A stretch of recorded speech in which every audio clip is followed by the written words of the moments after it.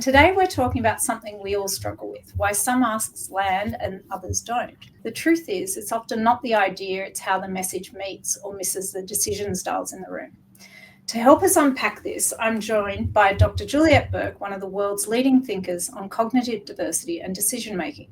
Juliet's research on the 6 lenses of decision-making has influenced boards, executives globally, and forms the foundation of Wizer's decision profiles. Welcome, Juliet. Thank you for joining us. Hi, Kylie. Thanks for having me. People bring these sort of 6 discrete lenses to the topic. So when they're trying to solve a complex problem, they may think about it in terms of, what are the outcomes that we're trying to achieve? And of course, everyone thinks about it a bit in terms of the outcomes, but some people have that as their sort of singular, almost dominant frame. I'd say a bias towards thinking that way. And that's positive. We need people to think about it in that way. Other people think about it in terms of options, what are the alternatives? What else could we do? What's been done before. Other people dominantly think about it in terms of risk, what could go wrong, what do we need to plan for, evidence, what's the data that we have that's grounding this decision, how do we measure the decision as an outcome. And then some people think about it in terms of people, sort of stakeholders, capabilities, and then other people would think about it in terms of processes, how to get from A to B, what are the steps in between. So if you think about those sort of outcomes, options, risk, evidence, people, process, you need all of them to make a good quality decision, but each of us tend to land on one as a primary and maybe a secondary and really emphasize that in our decision making. I think that was the surprise, that you can't fake it. People have learnt to think this way over a long period of time. What do you wish we knew about the way, everyone's decision style maps to that communication? I think that look, really it's good example. It's a one-to-one mapping, right? Because what's in our heads is what we think is important when we're talking about a decision that we've made. And we also have this bias to want to communicate that to someone else. And we don't really think about the person on the other end who's receiving that information.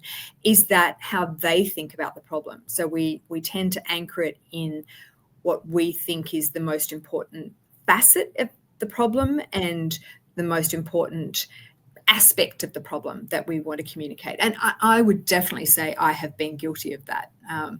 And, if you read any of my work, it's filled with loads of facts and it's got lots of footnotes in it. And, that's my background, right, is I'm very evidence oriented. And, I think that is important for me to know, to be comfortable with something that I'm talking about.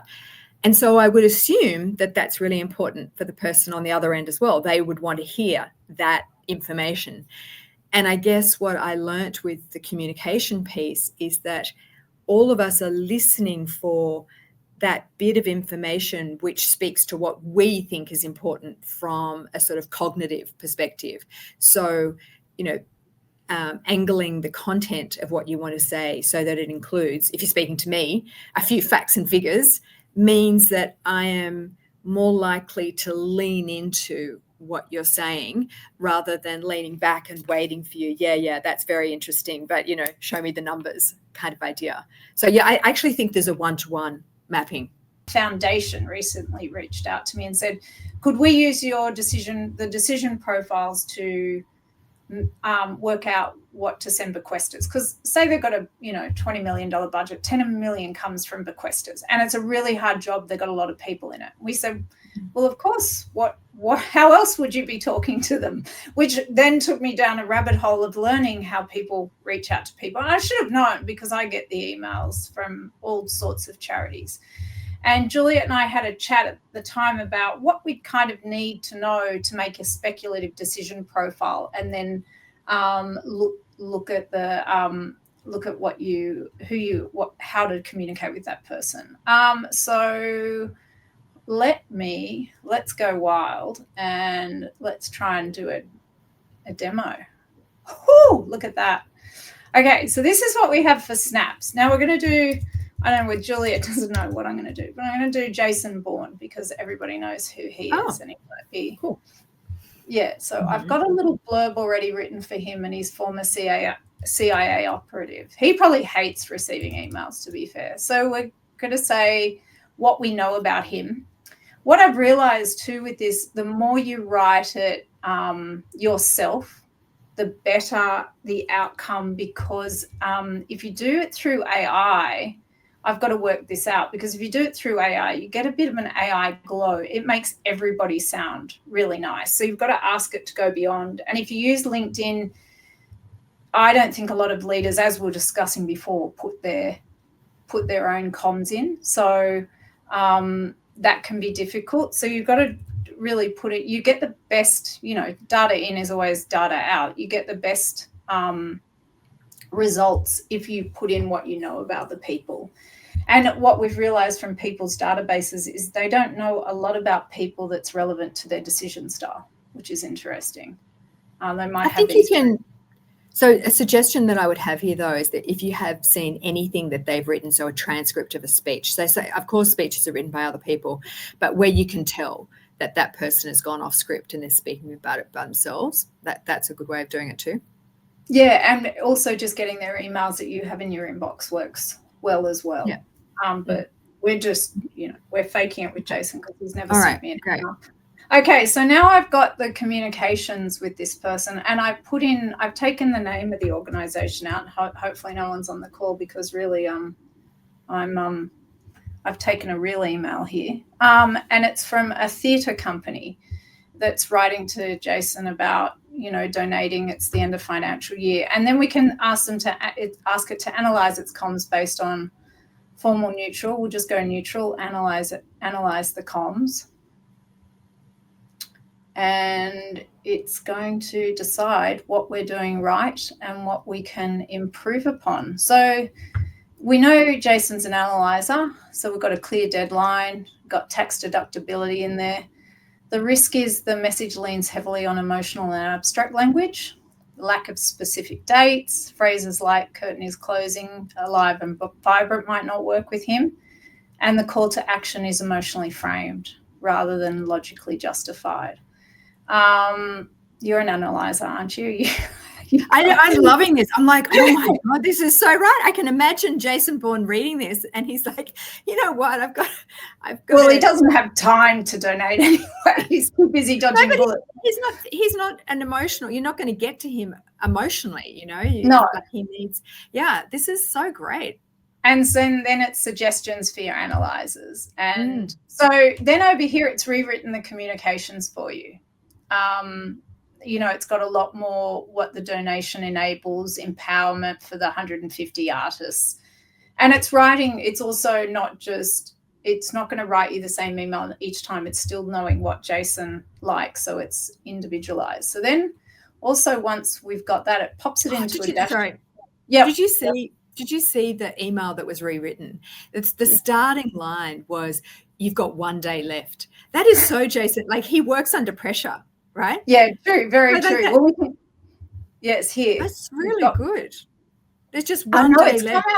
It's quite remarkable. Like, I've watched people use it, and I've known what full decision profile people have, and I thought, oh, it's not going to get it based on what this person's writing about them, but it's one of those tools that's like, you're like, oh wow, it's also a bit of fun. Good. But so we've got it. Once you go into your back end here, you can kind of then open them up and see what you wrote about Jason and what our original message was, and then that. And what I had this lady in Canada use it. She was like, she got Wizer pretty quickly, and she said, oh, collaborators must get Wizer really quickly. So you'll see the other names behind us are all CEOs. So you call them collaborators, I call them people. Yeah, you call them people. Sorry. Yeah, yes. But that's what you mean. Yeah. Mm-hmm. That's what I mean. People, not necessarily people. They just see the value of people in a. No. That's right.